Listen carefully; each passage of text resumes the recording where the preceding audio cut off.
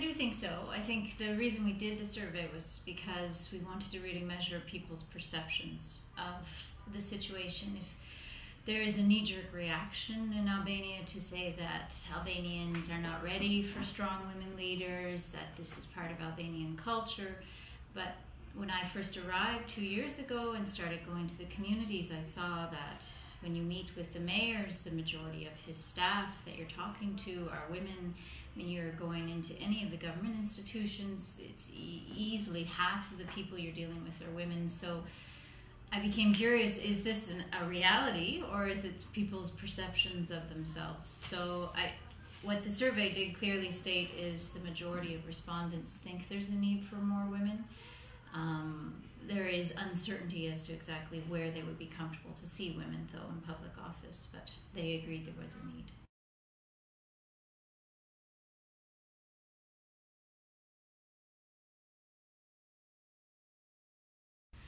You know, within UNIFEM, this is an issue, particularly the issue of, do women politicians result in more gender-friendly policies? This is something that causes quite lively debate amongst my colleagues. Global statistics show that in countries where you do have a significant increase of women's participation in decision-making, you do tend to have more policies that tend to be more responsive to social issues and family needs.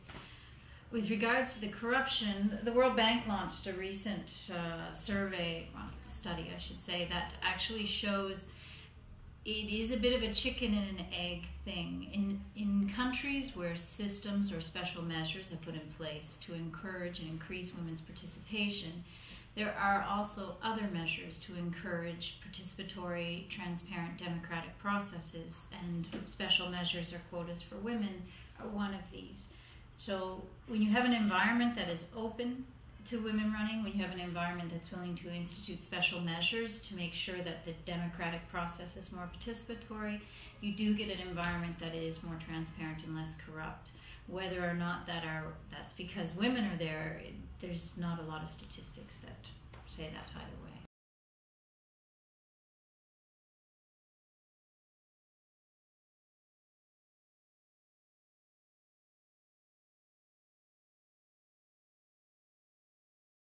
I think, going back to my first point, people know they want more women in politics. They know that women have an important role to play. But the very reasons why in the survey people wanted to see more women in politics are also the reasons why they are hesitant as to whether or not women can do the job. The position of president or prime minister or head of commune or mayor are the most powerful positions in your community or your country.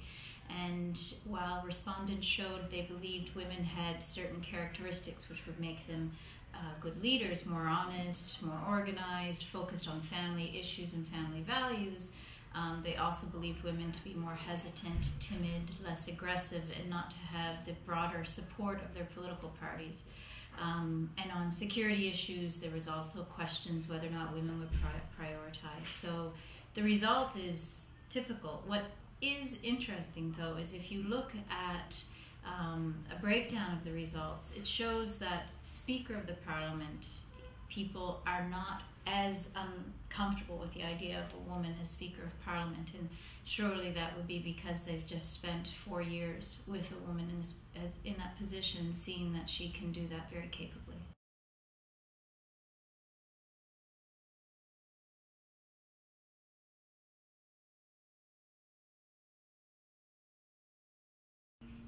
The UN has been working on a number of issues. UNICEF is working with the youth parliaments in the 12 regions, and all youth parliaments have made for 2009 one of their priorities is getting young women and women in the community engaged as leaders, including getting out to vote.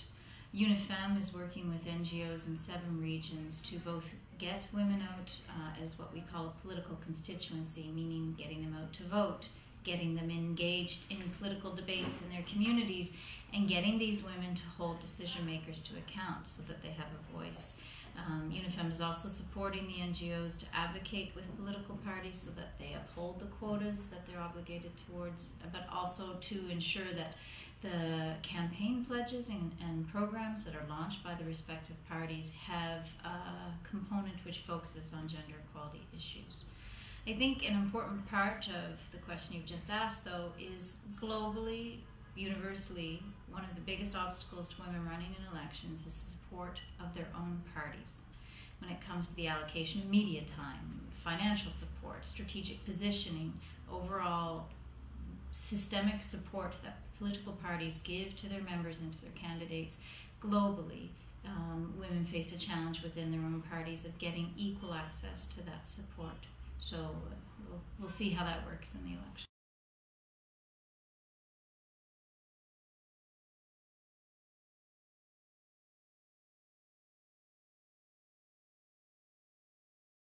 I think there's a significant difference is the change in the way that the voters list is issued in this year in 2009. There now is an established civil registration system, which is individually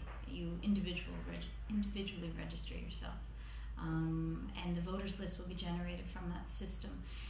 We are trying to work with our local NGOs to make women aware that they must make sure on their own that their names on the voters list are correct in the coming 8 weeks.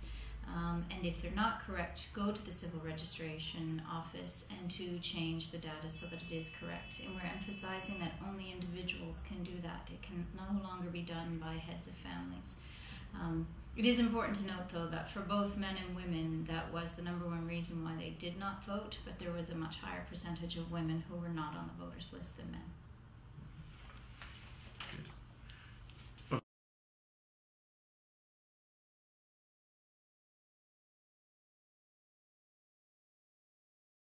The issue of family voting is a concern throughout the Balkans, and it's a concern because it's extremely hard to monitor or to even measure if it's increasing or decreasing, because you have to directly ask people how they vote and why they vote. A breakdown of the survey findings show that it's the second reason for women, second or third reason for women not voting, whereas it's the sixth reason for men if their family did not vote. This definitely shows that women are not likely to get engaged if their families are not engaged. There's 3 levels of family voting from my perspective. The first is within the family itself. As a female, am I interested? Am I engaged in politics? Am I paying attention, or am I just going to do as my family does? The second level is, will I even go out to vote if my family doesn't go out to vote? And the third level is, when I'm actually in the voting booth, does my family member instruct me how to vote, or do I at least do that act independently? We don't expect, if we tackle family voting, that you suddenly will have husbands and wives or daughters and sons voting differently. That isn't the purpose. It's that if I, as a female, am engaged, if I recognize that my vote is my voice, then I'm going to pay closer attention to politics. And I'm going to start questioning certain things from my own perspective, which may or may not be different from the men in my family. And when I go to cast the vote, I recognize that it's me making a choice and holding decision makers to account.